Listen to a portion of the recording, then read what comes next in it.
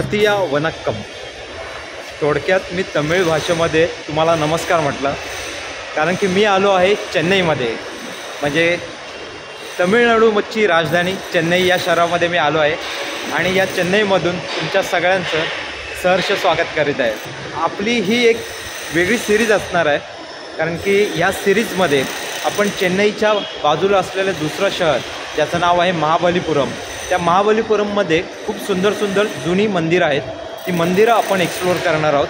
त्याचबरोबर आपण पॉंडिचेरी आणि ऑरोविल या शहरालाही भेट देणार आहोत। तर ही 3 दिवस आपण इथे थांबणार आहोत आणि इथे आपण खूप सारे एन्जॉयमेंट करणार आहोत। मुंबईवरून विमानाचा प्रवास चेन्नईपर्यंतचा कसा होता ते क्षण बघा आणि मला कमेंट बॉक्समध्ये नक्की सांगा हे क्षण जर तुम्हाला आवडले असले तर।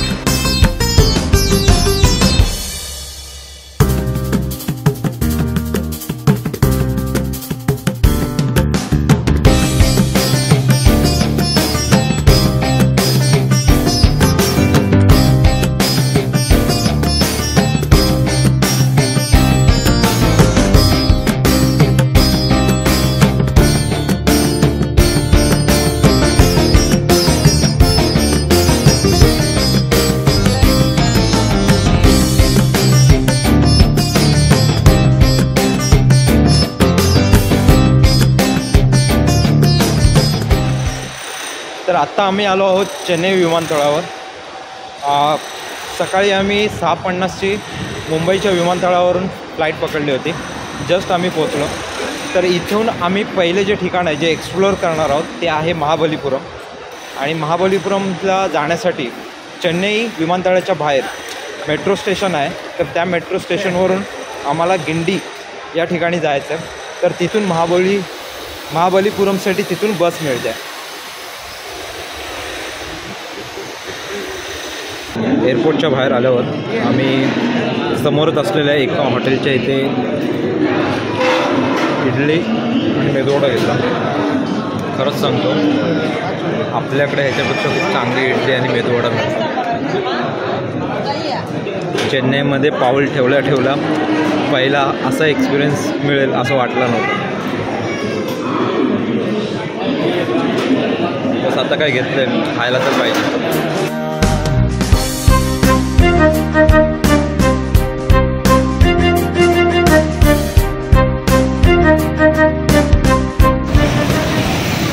बॅग वगैरे सगळं घेऊन आलेस तू?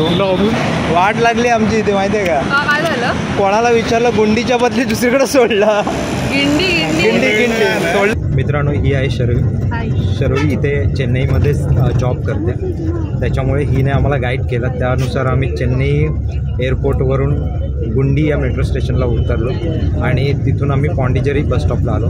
तर इथे आम्हाला खूप घाणेरडा एक्सपिरियन्स आला, कारण की इथे भाषेचा खूप मोठा बॅरियर आहे, कारण की कोणाला इंग्लिश आणि हिंदीमध्ये कोणी रिप्लाय देत नाही, मोस्टली तमिळ भाषेमध्ये रिप्लाय देत। तर ती एक गोष्ट तुम्हाला खूप जाणवेल की कोणी तुम्हाला व्यवस्थित माहिती सांगत नाही आहे, सांगितली तर चुकीचं सांगतं आहे। तर तसाच सेम सीन आम्हाला बसमध्येही आला।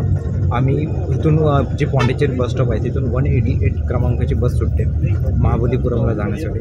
तर त्या बसच्या बऱ्याच कंडक्टरला आम्ही थांबवलं, अशा बऱ्याचशा बसेस गेल्या, पण त्या बसच्या कंडक्टरने आम्हाला व्यवस्थित रिप्लाय दिला नाही आणि आम्हाला सांगितलं की 190 रुपये होतील, 5ची बस सुटेल, असे बरेच नाना विविध प्रकार त्यांनी केले आणि त्याच्यामुळे आमच्या बऱ्याचशा बसेस सुटल्या आहेत। तर जर तुम्ही कधी इथे येत असाल तर आणि तुम्हाला जर असा एक्सपिरियन्स आला तर लक्षात ठेवा, जर तुम्ही चेन्नईकडून महाबलीपुरमला जात असाल आणि पॉंडिचेरी ही बस जर 188 बस जर तुम्ही पकडली तर त्या बसमध्ये डायरेक्ट बसा आणि महाबलीपुरमला उतरा।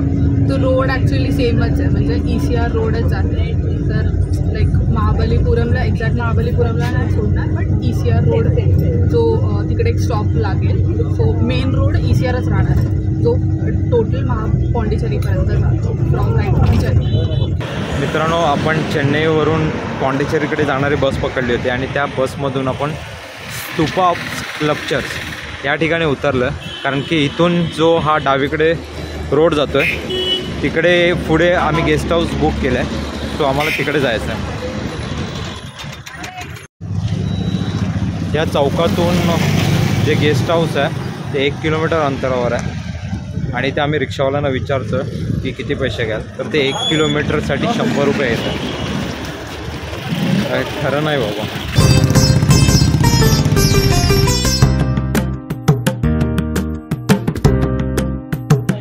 हे आपलं गेस्ट हाऊस आहे, विनोदरा गेस्ट हाऊस.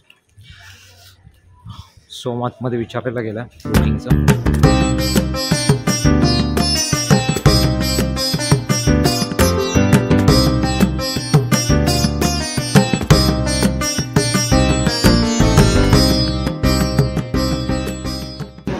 आम्ही ज्या गेस्ट हाऊसच्या इथे थांबलो आहे तर त्याच गेस्ट हाऊसच्या बाजूला एक छोटं हॉटेल आहे. तर तिथे आम्ही व्हेज बिर्याणी आणि सोम आणि शर्वेने नॉनव्हेज बिर्याणी मागवलं आहे. सो टेस्ट करून बघूया नक्की चव कशी आहे.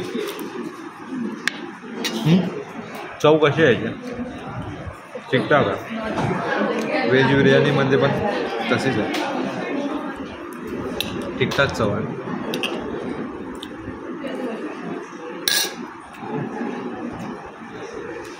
आम्ही जेवून घेतो आणि आपला जो चेन्नई ते महाबलीपुरमचा जो प्रवास होता या व्हिडिओचा मी इथेच शेवट करतो.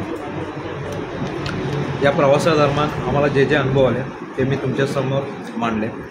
याच्यानंतरचा जो पुढचा व्हिडिओ असेल तिथे आपण महाबलीपुरमला जी मंदिरं आहेत त्या मंदिरांना आपण भेट देणार आहोत आणि ती जागा पूर्णपणे एक्सप्लोअर करणार आहोत.